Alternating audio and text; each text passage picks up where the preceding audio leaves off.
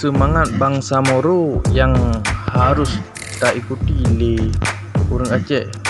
Mereka na semangatnya bak orang Aceh. Akan tetapi baru-barunya alih pakon ka semangatnya seakan-akan kagadah.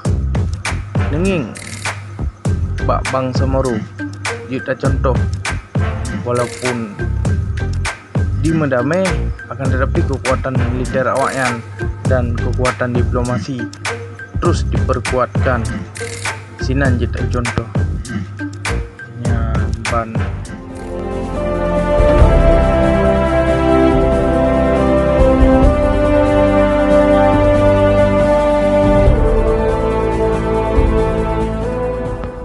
bangsa Moro merupakan bangsa sebuah bangsa yang ada di Asia Tenggara yang sampai uronyo mantap berjuang baik secara diplomatik ataupun secara militer.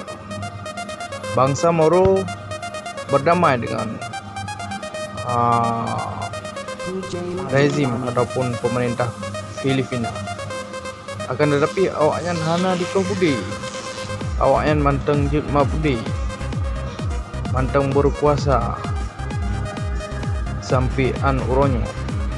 Bahkan kekuatan awaknya direkrut anak-anak muda, anak-anak inang yang na di Mindanao, dipersenjatai, dibilatihan supaya awaknya keng dan kuat, supaya be di intervensi le pemerintah Filipina.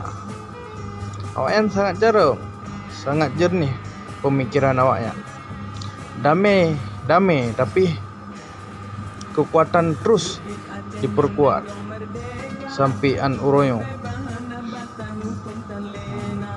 Ukeh orang Aceh na lagian atau semangat orang Aceh uronyo ka gecok li urung-urung yang na di Moro di Mindanao.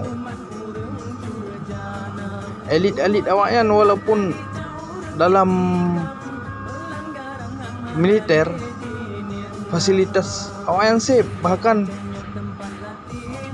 moto-moto yang dieli awaknya moto-moto canggih li elit-elit awaknya.